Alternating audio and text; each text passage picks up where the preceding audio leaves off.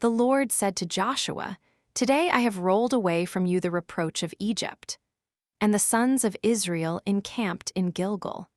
And they kept the Passover on the 14th day of the month, at evening, in the plains of Jericho. And they ate from the grain of the land on the next day, unleavened bread and roasted grain on that same day. And the manna ceased on the following day, after they ate from the grain of the land. And the sons of Israel no longer had manna. Instead, they ate from the fruits of the land of Canaan in that year.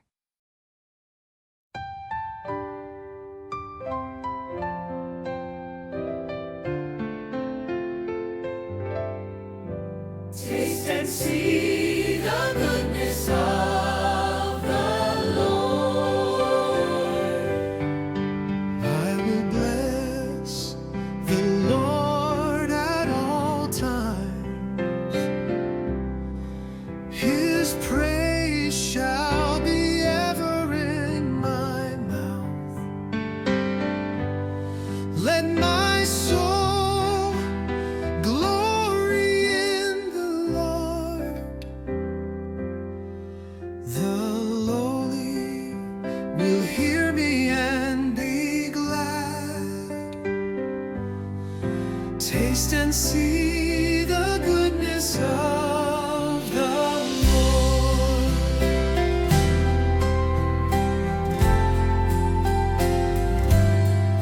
Glorify the Lord with me.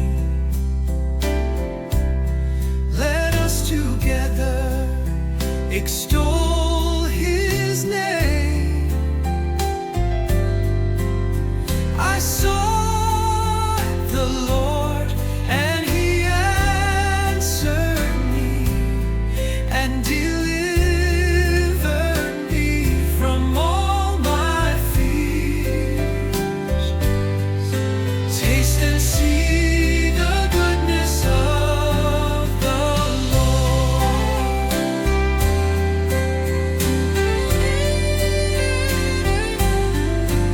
Look to Him that you may be radiant with joy, and your faces may not blush with shame. When the poor one called out, the Lord heard, and from all his distress He saved him. Taste and see the goodness of the Lord.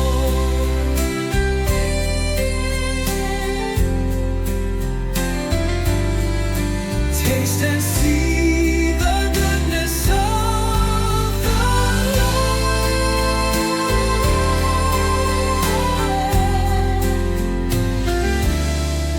Taste and see the goodness of the Lord.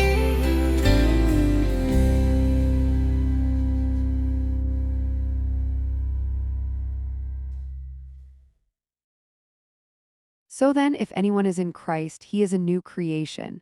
The old things have passed away. Behold, all things have been made new. But all things are from God, who has reconciled us to Himself through Christ, and who has given us the ministry of reconciliation. For certainly God was in Christ, reconciling the world to Himself, not imputing to them their sins. And He has placed in us the word of reconciliation. Therefore we are ambassadors for Christ, so that God is beseeching through us. We beg you, on behalf of Christ, be reconciled to God. For He made Him who did not know sin to be sin on our behalf, so that we might become the justice of God in Him. The tax collectors and sinners were all drawing near to listen to Jesus, but the Pharisees and scribes began to complain, saying, "This man welcomes sinners and eats with them."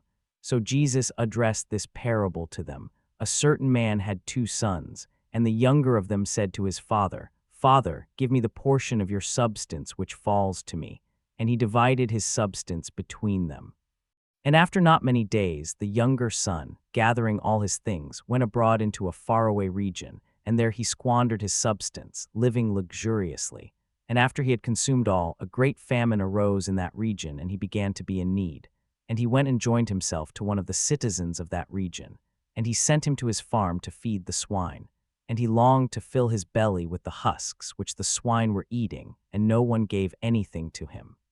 But when he had returned to himself, he said, "How many hired servants in my father's house have an abundance of bread, yet here I perish with hunger. I shall rise up and go to my father, and I will say to him, Father, I have sinned against heaven and before you.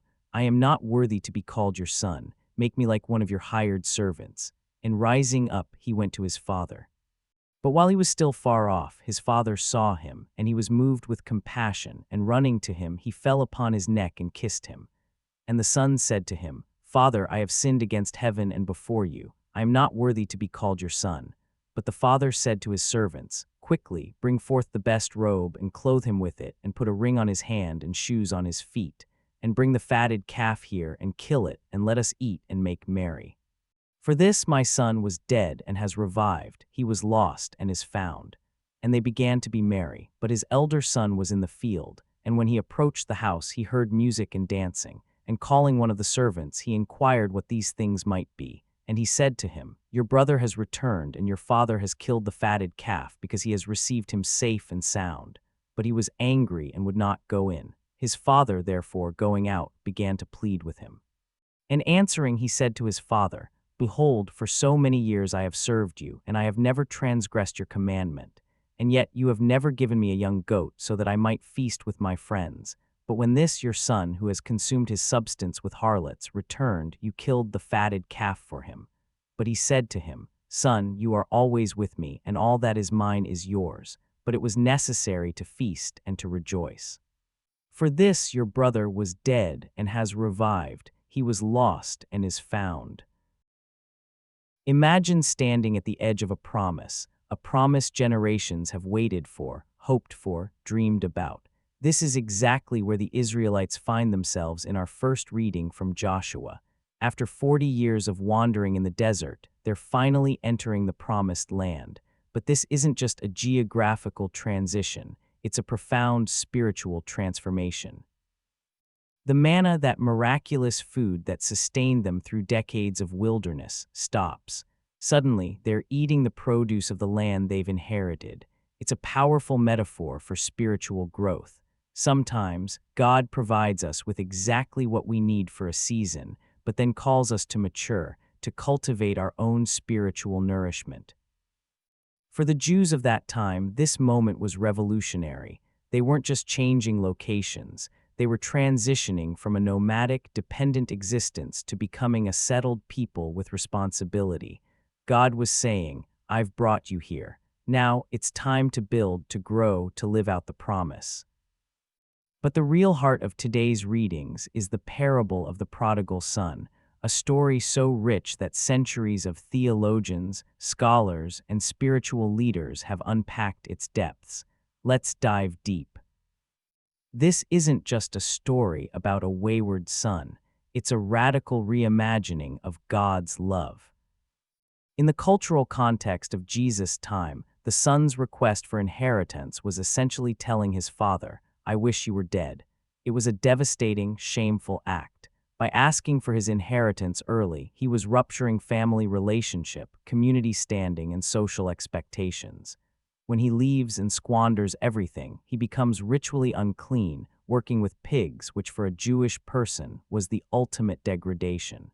The amazing twist is the father's response. Traditional Middle Eastern patriarchs would have been expected to disown such a son, perhaps even conduct a public shaming ritual. Instead, this father does something scandalous. He runs. In that culture, respected elderly men did not run. It was undignified. But this father runs, revealing his unconditional love before the son can even finish his rehearsed apology. Theologians throughout history have seen layers of meaning here. Augustine saw it as a profound illustration of divine grace. Thomas Aquinas viewed it as demonstrating God's overwhelming mercy. Modern theologians have described it as a journey of inner healing and transformation. But here's where it gets personal. We are all that younger son. We've all had moments of wandering, of believing we know better, of making choices that take us far from home, far from our true selves, far from God. The elder son represents another kind of spiritual danger, the risk of self-righteousness. He's technically faithful, but his heart is far from his father's compassion. When the prodigal returns, the elder son is angry, refusing to celebrate his brother's return. The father's response to him is equally profound. Everything I have is already yours. This parable invites us to reflect. Where are we in this story? Are we the wandering son needing to come home? Are we the resentful elder son, missing the point of grace? Or are we being called to be like the Father, extending radical, unexpected mercy? Paul's words in the second reading resonate perfectly. If anyone is in Christ, there is a new creation. This isn't just theological language, it's an invitation to transformation, to let go of old identities, old wounds, old ways of seeing ourselves and others. Your wilderness might not look like a literal desert. It might be a season of doubt, of loss, of feeling distant from your true self or from God. But here's the promise: there's always a way home, and the welcome is always more generous than you can imagine. The readings today are a love letter. They whisper, you are seen, you are known, you are loved not for what you do, but simply for who you are. So I invite you, what needs to be transformed in your life today? Where do you need to come home?